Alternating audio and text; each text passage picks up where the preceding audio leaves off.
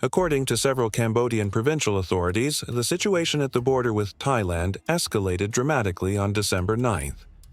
A video released by the news agencies Fresh News and Khmer News is said to show how a Thai F-16 jet leaves columns of smoke over the city center of Samraong in the district of Otdar Mianchi, only a few kilometers from the Thai province of Sa Kaeo. According to local officials, the detonation struck several buildings as well as central infrastructure areas.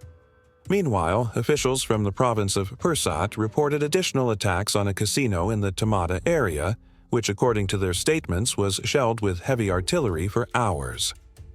The authorities report nighttime reconnaissance flights by Thai units and specify that between 5:30 and 6:10 a.m., further 105 mm shells descended on positions in Dam Ray. Cambodia accuses Thailand of having advanced up to 28 kilometers deep into its territory in the course of these attacks. 7 civilians are said to have been killed with more than 20 others injured. Even far behind the borderline impacts were registered that damaged houses, agricultural land, and entire community structures. The Thai army rejects the accusations and instead presented its own images that allegedly show the destruction of a building said to have been used by Cambodian forces to store weapons and coordinate attacks. A spokesman for the military district stated, "We had to respond after repeated shelling came from that side."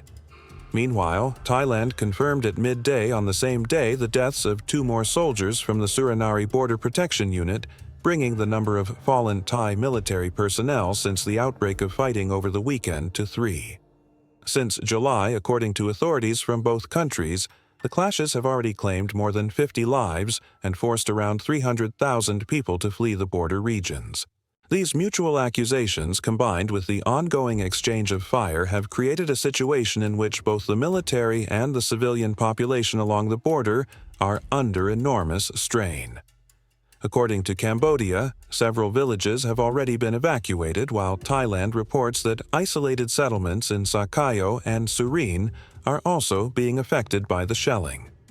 The background of the conflict reaches far back. For decades, both countries have disagreed about the course of the border, particularly in areas where natural landmarks are missing and historical documents are interpreted differently. Repeated attempts to clarify disputed border sections have failed, and the situation repeatedly escalated into armed confrontations. International observers point out that both sides have increased their troop presence along the border in recent years.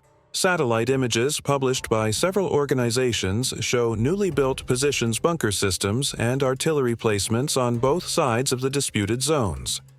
The region is characterized by difficult terrain, dense forest areas, mountainous sections, and sparsely populated border villages, which complicates control and promotes misunderstandings.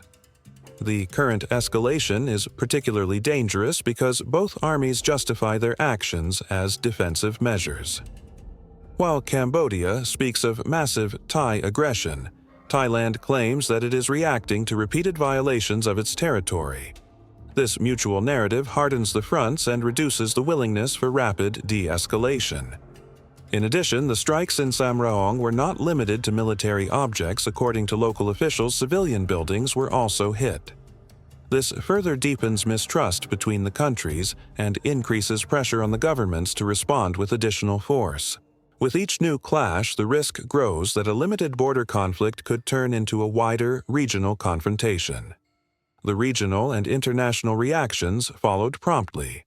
The government of Laos called upon both sides to exercise maximum restraint, while the ASEAN Secretariat announced that it was in direct contact with the governments in Bangkok and Phnom Penh in order to explore diplomatic solutions.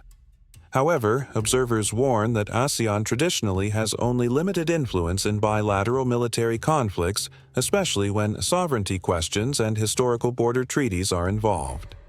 China, which maintains close relations with both countries, expressed serious concern and appealed for calm. Analysts emphasize that Beijing fears a destabilization of mainland Southeast Asia, which could endanger its economic projects and trade corridors in the region. In Washington, the U.S. State Department condemned the attacks and announced that it was observing the situation very closely. The United States maintains a defense partnership with Thailand, but has also expanded its cooperation with Cambodia in recent years. Thailand, for its part, is facing growing criticism from within the country. Several opposition politicians demand explanations from the government regarding why the border situation was able to escalate so abruptly. They accuse the military of failing to assess the risk correctly and of unnecessarily endangering the civilian population. Cambodia also finds itself under pressure. According to human rights organizations, at least 2,000 people have already sought shelter in makeshift camps. Officials report food shortages, lacking medical supplies, and major damage to transport routes. International aid organizations are preparing emergency measures in case the situation worsens. Although both governments emphasize that they want to avoid a large-scale war, the actions on the ground seem to contradict the political statements. The expanding deployment of troops, the artillery duels, and the increased reconnaissance flights show that neither side is currently willing to reduce its military presence. The central question now is whether diplomacy can still defuse the situation, or whether the border dispute between Thailand and Cambodia is at the beginning of a larger confrontation. From a military technical perspective, the situation reveals several key elements that help explain the rapid escalation. According to experts, both the Cambodian and the Thai armed forces have significantly modernized their reconnaissance capabilities in recent years, especially through drones and digital surveillance systems. This leads to border violations now being registered more quickly and more precisely, which in turn triggers rapid military countermeasures. At the same time, analysts emphasize that both sides have artillery systems capable of reaching several kilometers into the respective border region. This includes Cambodian multiple rocket systems and Thai 105mm howitzers of the latest generation. The proximity of military positions to civilian areas increases the risk that even limited exchanges of fire will cause serious damage. Satellite images from the last 48 hours published by international monitoring organizations show clearly visible impact craters, damaged buildings, and troop movements close to the disputed sectors. Military experts warn that neither side currently appears willing to reduce its artillery presence, a factor that could lead to further unintended escalations. Several Cambodian officers report that Thai reconnaissance aircraft have flown repeatedly over the border region, which Thailand justifies as monitoring operations. Cambodia, however, interprets these flights as preparation for further attacks. This contradicting interpretation of identical events is one of the reasons the conflict is becoming increasingly unpredictable. Furthermore, the topographical conditions in the border area make it difficult to distinguish precisely between military and civilian infrastructure. In many regions, houses, agricultural buildings, and smaller outposts lie only a few hundred meters apart. This increases the likelihood that military actions will unintentionally hit civilian objects, or that such claims will be used for political purposes.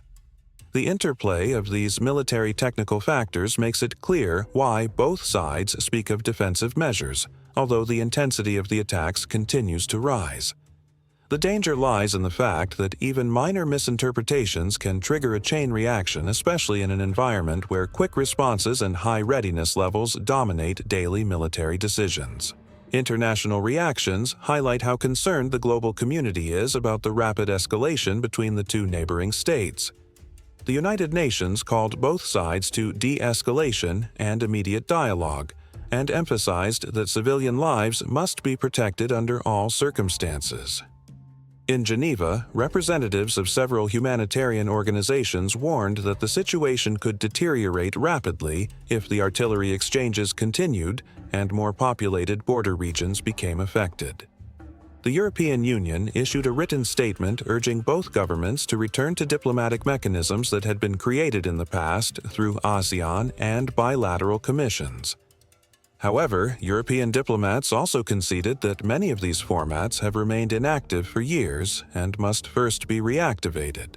Japan and South Korea, whose companies operate in the region and maintain significant trade routes across the Thai-Cambodian border, expressed concern about interruptions in supply chains. They called upon both governments to avoid any measures that could jeopardize the stability of economic corridors. At the same time, analysts point out that the geopolitical dimension of the conflict must not be underestimated. Several think tanks warn that external actors might influence the situation if the confrontation continues. China, the United States, and even Vietnam could play a role, whether as mediators, indirect supporters, or states with their own strategic interests. The risk exists that the border conflict could take on a dynamic that extends far beyond the bilateral dispute between Thailand and Cambodia. A prolonged escalation could destabilize the entire region and threaten trade routes, security structures, and political alliances.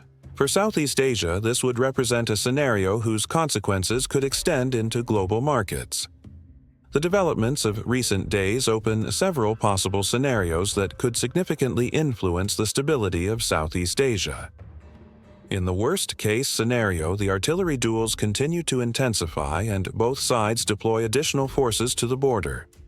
If reconnaissance flights and drone operations increase further, even minor misinterpretations could trigger large-scale retaliatory strikes. Experts warn that the disputed areas could rapidly transform from localized conflict zones into a broad front line. In this case, both Cambodia and Thailand would suffer not only military losses but also heavy civilian casualties and massive damage to infrastructure. A prolonged border war would destabilize the region and undermine ASEAN's credibility as a stabilizing institution. In a medium scenario, the exchange of fire continues but gradually decreases in intensity. Both sides maintain their military presence but avoid further escalation.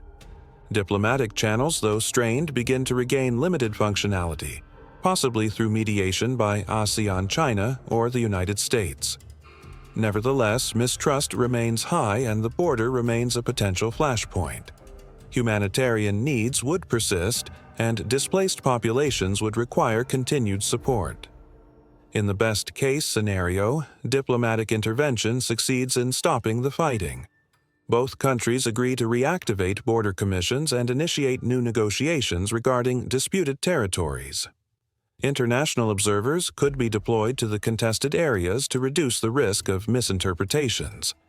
Even in the most optimistic case, however, the border dispute would remain unresolved in the long term, but the immediate danger of a military escalation would be averted. Security analysts emphasize that the further development depends on several decisive factors: whether both sides can control their armed forces, whether external actors push for de-escalation, and whether humanitarian conditions worsen to the point of prompting international pressure.